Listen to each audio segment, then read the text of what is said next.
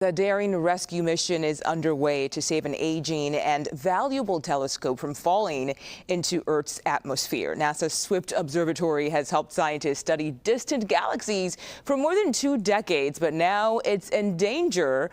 It's in danger of burning up. What? Okay, let's go live now to our space consultant, Bill Harwood, for much more about this. Okay, Bill, can you tell us what this mission is going to look like?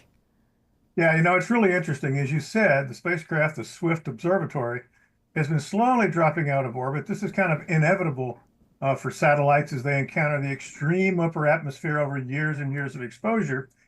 And if they don't reboost it, it's going to burn up by the end of the year. So this company called Catalyst Space has come up with a very small satellite. They're going to launch that this week. It's going to rendezvous with Swift, lock onto it, and then try to boost it back up to its operational altitude. Something like that's not been done before. This is a robotic spacecraft that's going to try to pull this off. And it's really a low-cost kind of bargain basement deal. They developed this satellite in 8 months. It only cost $30 million. I say only $30 million, but by space standards, that's bargain basement. But if they can pull it off, they'll save Swift, and at the same time demonstrate a technology that really could be used to serve as future satellites that have run out of gas or have minor problems that they can adjust. So it's a big deal all the way around. Yeah, it is a big deal. And we're talking about a falling telescope here. So I have to ask, any risk to people here on Earth? No, not at all. The Swift Observatory is very small. If they had let it go, it would have simply burned up. I don't think any debris would have reached the ground. But, this is a case where, this is already a very successful mission. I mean, it's been up there for 20 years. It was designed for 2 years. So why go to the trouble of saving it?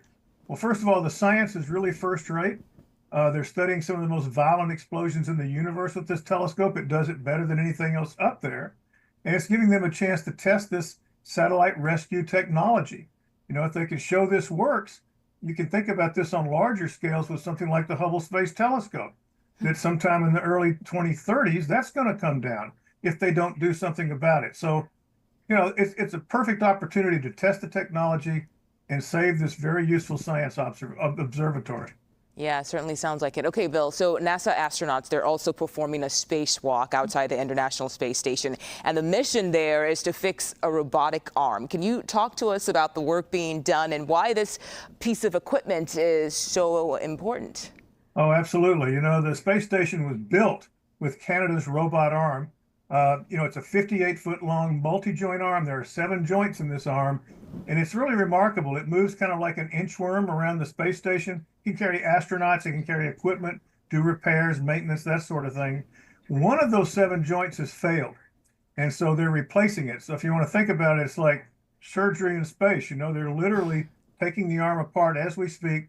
They're going to put a replacement joint in there, put it all back together again, and that should get it back up to snuff. I mean, the station really can't work without that arm. It does everything from capture visiting cargo ships to, like I said, in spacewalks, moving equipment and components around, as well as the astronauts themselves. So they really want to get this fixed as soon as possible, and they're well on the way right now.